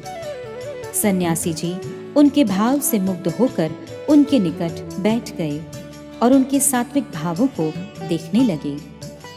देखते ही देखते परमहंस बाबा जी ने कहा, सखी, इस कक्ष को शीघ्र निस्तब्ध करो, नहीं तो मेरे राधा गोविंद की सुख निद्रा उचट जाने से सखी ललिता दुख पाएंगी और मेरी भर्त्सना करेंगी। अरे देखो, अनंग मंजरी इसके लिए इंगित कर रही है। तुम रमण मंजरी हो, तुम्हारी यही निर्दिष्ट सेवा है, तुम उसमें यत्नवती हो। यह कहते कहते परमहंस बाबा जी अचेतन हो गए। सन्यासी महाराज अपनी सिद्ध देह और सिद्ध परिचय जानकर उसी समय से उस सेवा में नियुक्त हुए। क्रमशः प्रातः काल हुआ। पूर्व दिशा में उषा शोभा विस्तार करने लगी। पक्षी चतुर्दिक कलरव करने लगे। मृदु मंद समीर प्रवाहित होने लगी। बाल सूर्य की रक्तिमाभा से उद्भासित प्रद्युम्न कुंज के माधवी मंडप की उस समय जो अपूर्व शोभा हुई, उसका वर्णन नहीं किया जा सकता। परमहंस बाबा जी कदली के वल्कासल पर बैठे हैं। धीरे धीरे बाह्य स्फूर्ति हो रही है। नाम माला फेंकने लगे। इसी समय सन्यासी जी ने बाबा जी के चरणों में साष्टांग दंडवत प्रणाम करके उनके समीप विनीत भाव से बैठकर हाथ जोड़कर कहा, प्रभो, ये दीन जन एक प्रश्न करता है, उत्तर प्रदान कर हृदय को शीतल करें। ब्रह्म ज्ञान की अग्नि से दग्ध हृदय में ब्रजरस का संचार कीजिए। बाबा जी ने कहा, आप योग्य पात्र हैं, आप जो प्रश्न करेंगे उसका मैं यथाशक्ति उत्तर दूंगा। सन्यासी ने कहा, प्रभु, मैं बहुत दिनों से धर्म की प्रतिष्ठा सुनकर धर्म क्या है यह प्रश्न अनेक लोगों से अनेकों बार कर चुका हूँ। दुख का विषय यही है कि इस प्रश्न के उत्तर में उन लोगों ने जो कुछ कहा वे सब परस्पर विरोधी दिख पड़ते हैं। इसलिए आप कृपा कर बतलाइए, जीव का धर्म क्या है और भिन्न भिन्न उपदेशक क्यों भिन्न भिन्न उपदेश को धर्म कहा करते हैं? धर्म यदि एक है तो सभी पंडित क्यों नहीं उसी एक अद्वितीय धर्म का अनुशीलन करते? श्री कृष्ण चैतन्य प्रभु के श्री चरण कमलों का ध्यान करके परमहंस बाबा जी कहने लगे, हे सौभाग्यवान, मैं अपने ज्ञान के अनुसार धर्म का तत्व कहता हूँ। जिस वस्तु का जो नित्य स्वभाव है वही उसका नित्य धर्म है। वस्तु के गठन से स्वभाव का उदय होता है। कृष्ण की इच्छा से जब कोई वस्तु गठित होती है तब उस गठन का नित्य सहचर रूप एक स्वभाव भी होता है। वही स्वभाव उस वस्तु का नित्य धर्म है। तत्पश्चात किसी घटनावश अथवा अन्य वस्तु के संसर्ग से उस वस्तु में कोई विकार होता है तब उसका स्वभाव भी विकृत या परिवर्तित हो जाता है। परिवर्तित स्वभाव कुछ दिन में दृढ़ होने पर नित्य स्वभाव की तरह उस वस्तु का साथी हो पड़ता है। यह परिवर्तित स्वभाव नहीं है, इसका नाम निसर्ग है। निसर्ग स्वभाव के स्थान में बैठे अपने को स्वभाव कहकर अपना परिचय देता है। जैसे जल एक वस्तु है, तरलता उसका स्वभाव है। घटनावशतः जल जब जमकर हिम हो जाता है तब काठिन्य उसका निसर्ग होकर स्वभाव की तरह कार्य करता है। वास्तव में निसर्ग अर्थात बदला हुआ स्वभाव नित्य नहीं नैमित्तिक है। कारण वह किसी निमित्त अर्थात कारण से उदित होता है और निमित्त दूर होने पर वह स्वयं दूर हो जाता है, किंतु स्वभाव नित्य है। विकृत होने पर भी वह वस्तु में अनुम्यूत रहता है। काल और घटनाक्रम से स्वभाव अवश्य ही अपना परिचय दे सकता है। वस्तु का स्वभाव ही वस्तु का नित्य धर्म है। वस्तु का निसर्ग ही वस्तु का नैमित्तिक धर्म है। जिन्हें वस्तु का ज्ञान है वे नित्य और नैमित्तिक धर्म के प्रभेद को जान सकते हैं, और जिन्हें वस्तु का ज्ञान नहीं वे निसर्ग को ही स्वभाव समझते हैं तथा नैमित्तिक धर्म को ही नित्य धर्म समझ बैठते हैं। सन्यासी ठाकुर ने पूछा, वस्तु किसे कहते हैं तथा स्वभाव शब्द का अर्थ क्या है?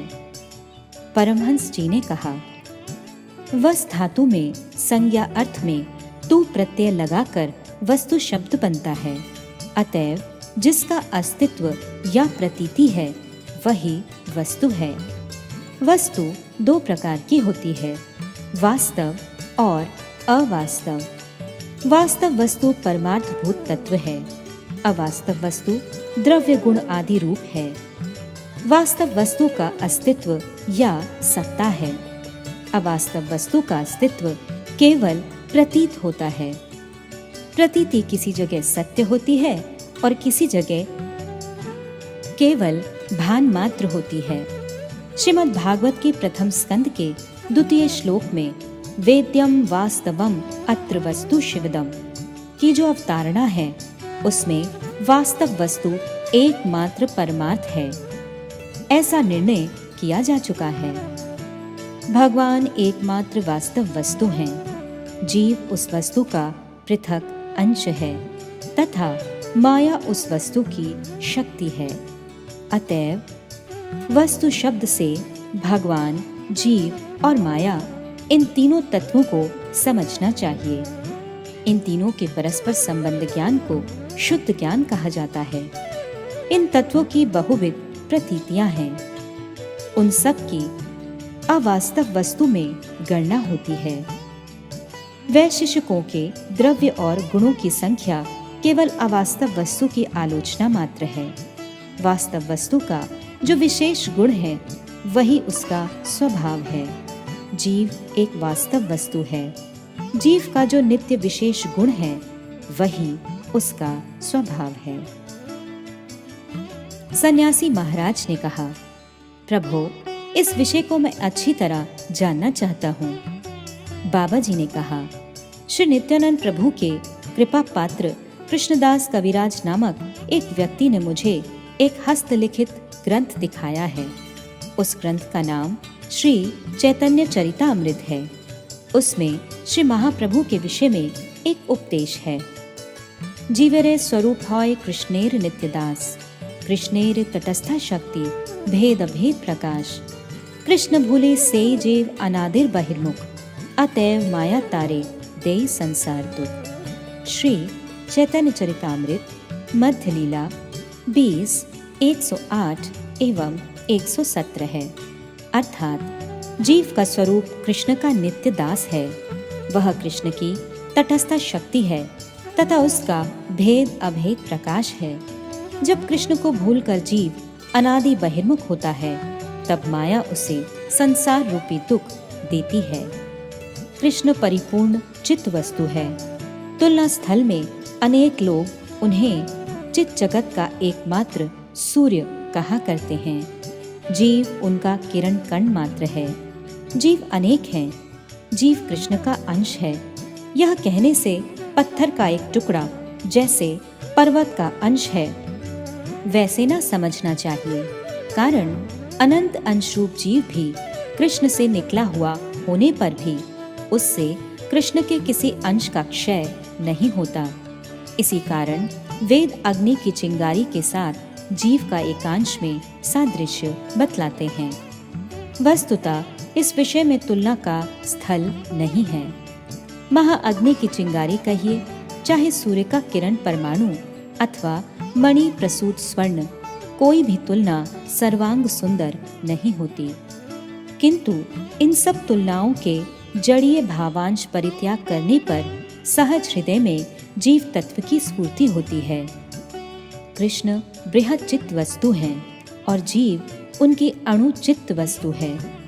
चित्त धर्म में दोनों का ऐक्य है, किंतु पूर्णत्व और अपूर्णत्व के भेद से दोनों का स्वभाव भेद अवश्य सिद्ध होता है। कृष्ण जीव के नित्य प्रभु हैं। जीव कृष्ण का नित्य दास है।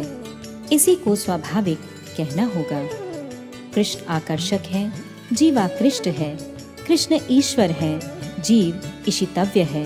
कृष्ण दृष्टा है, जीव दृष्ट है। कृष्ण पूर्ण है, जीव दीन और शूद्र है। कृष्ण सर्वशक्तिमान है और जीव निक्षक्तिक है। अतएव कृष्ण का नित्य अनुगत्य या दास्य ही जीव का नित्य स्वभाव या धर्म है।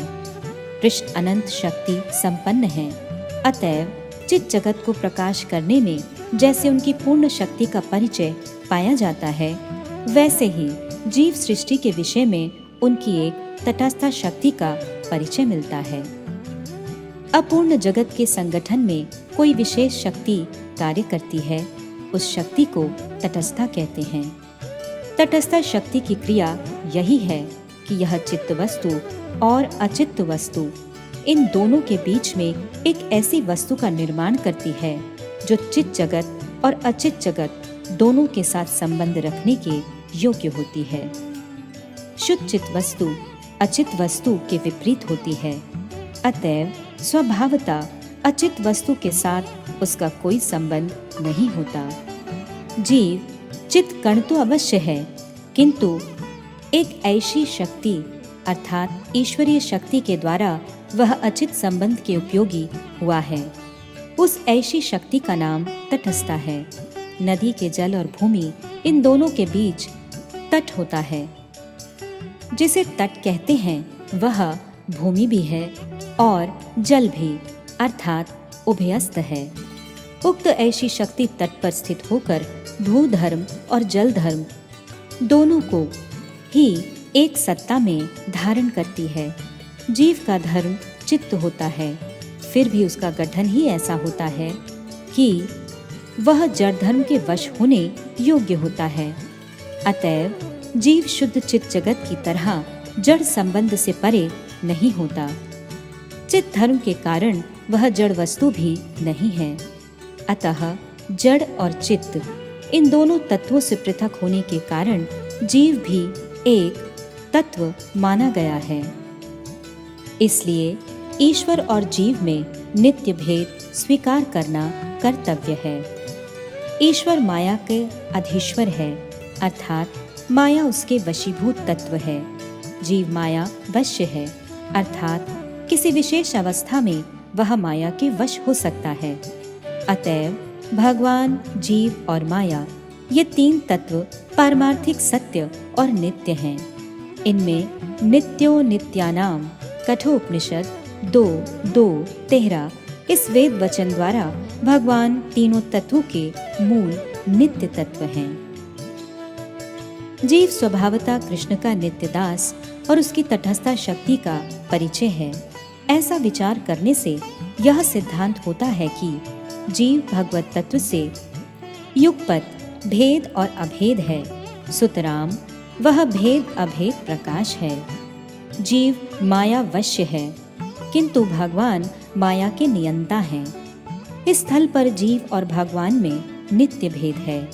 जीव स्वरूपता चित्त वस्तु है, भगवान भी स्वरूपता चित्त वस्तु हैं, एवं जीव भगवान की शक्ति विशेष है। इसी कारण इस अंश में इन दोनों में नित्य अभेद है।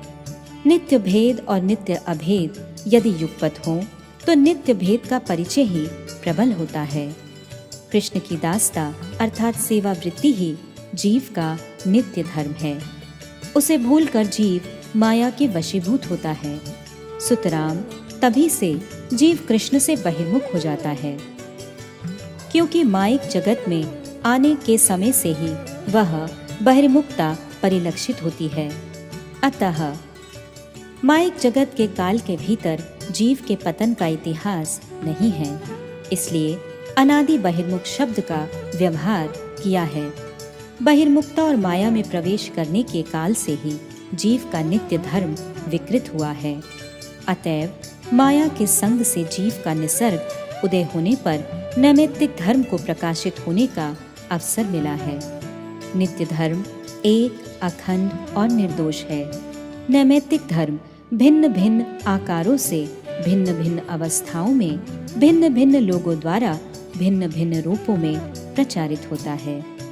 परमहंस बाबा जी यहाँ तक कहकर चुप हो गए और हरिनाम का जप करने लगे। सन्यासी ठाकुर ने इन सब तत्वों की बातें सुनकर दंडवत प्रणाम करते हुए कहा, प्रभु, मैं आज इन सब बातों पर विचार करूंगा। जो कुछ प्रश्न मन में उदित होंगे उन्हें कल आपके श्री चरणों में निवेदन करूंगा। प्रथम अध्याय समाप्त।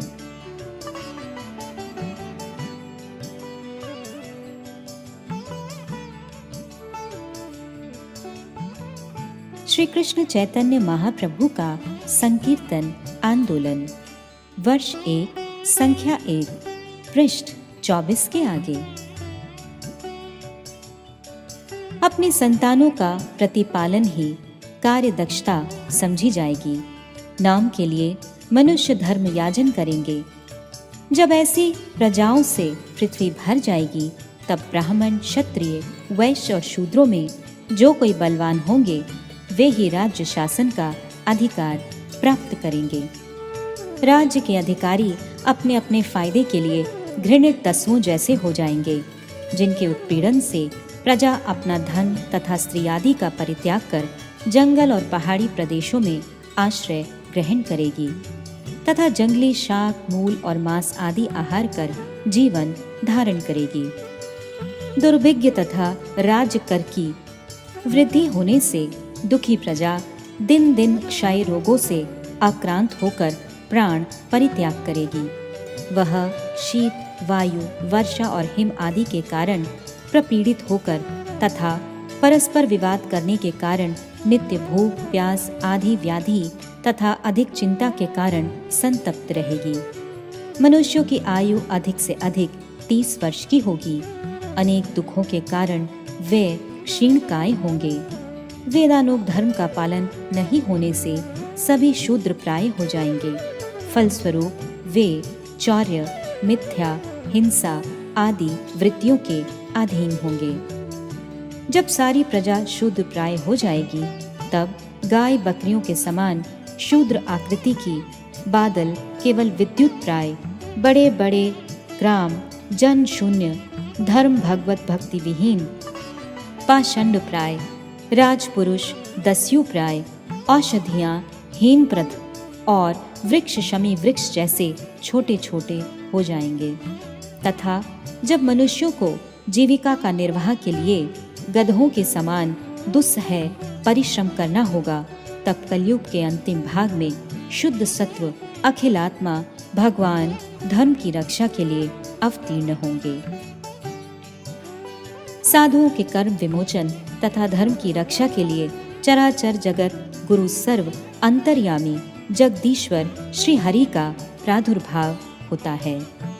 अतः संभल नामक प्रसिद्ध नगर में विष्णु यशा नामक उत्तम ब्राह्मण के गृह में भगवान कल्कि का अवतार होगा। वे अणिमा, लघिमा, इशिता प्रभृति अष्ट ऐश्वर्य समन्वित तथा सत्य संकल्प आदि गुणों से विभूषित होकर देवदत्त नामक घोड़े पर सवार हो खड्ग द्वारा असाधु व्यक्तियों तथा राजवेशधारी कोटि कोटि घृणित दस्युओं का विनाश करेंगे। कलयुग के मनुष्य अधिक से अधिक तमोगुण द्वारा प्रभावित होकर मिथ्या, तंद्रा, निद्रा, आलस्य, हिंसा, विषाद, शोक, मोह, भय तथा दारिद्र्य आदि अपगुणों में अनुरक्त होंगे। वे अदूरदर्शी, मंद बुद्धि, मंद भाग्य, बहुभोगी तथा कामी होंगे। तथा स्त्रियां स्वेच्छाचारिणी होंगी। बड़े बड़े जनपद समूह दस्युओं द्वारा आक्रांत होंगे। वे धर्म पाषंडी मतों द्वारा भगवत विहीन प्रचारकों द्वारा दूषित होगा। राजपुरुष प्रजा का भक्षण करने वाले तथा ब्राह्मण लोग शिशुनोदर परायण होंगे। ब्रह्मचारी आश्रम विहित आचारों की रक्षा न करेंगे। गृहस्थ लोग भीख मांगेंगे तथा वानप्रस्थ के पालन करने वाले वन परित्याग कर ग्रामों में निवास करेंगे। सन्यासी अति धन लोभी होंगे। स्त्रियां अत्यंत छोटे कद की हो जाएंगी। वे अति भोजन करने वाली, अनेक संतानों को उत्पन्न करने वाली, लज्जाहीना तथा कटुभाषिणी होंगी। कलयुग में वणिक लोग धनहीन होने के कारण काले बाजारों में जुआ चोरी करते करते क्रय विक्रय करेंगे तथा साधारण लोग आपातकाल के बिना भी असाधु एवं घृणित कार्यों कलापों को अधिक महत्व देंगे। नौकर अपने सर्वगुण संपन्न पर धनहीन स्वामियों का तथा स्वामी अपने विपदग्रस्त नौकरों का परित्याग करेंगे। वृद्ध गायों का निरादर होगा। पुरुष अपने माता पिता, सुहृद तथा स्वजनों का परित्याग कर अपनी स्त्री के अधीन हो जाएंगे। शूद्र लोग तपस्वियों तथा साधु सन्यासियों का वेश ग्रहण कर दान, प्रतिग्रह तथा अधर्मों का अनुष्ठान करेंगे। वे उत्तम आसन पर बैठकर निरीश्वर धर्मों की व्याख्या करेंगे। कलयुग में मनुष्य अन्न, वस्त्र, पान, शय्या, स्त्री संभोग, अलंकार तथा प्रसादन सामग्री से वर्जित होकर अतिशय कुत्सित एवं पिशाच की तरह शरीर धारण करेंगे। क्रमशः श्री अभयचरण भक्ति वेदांत।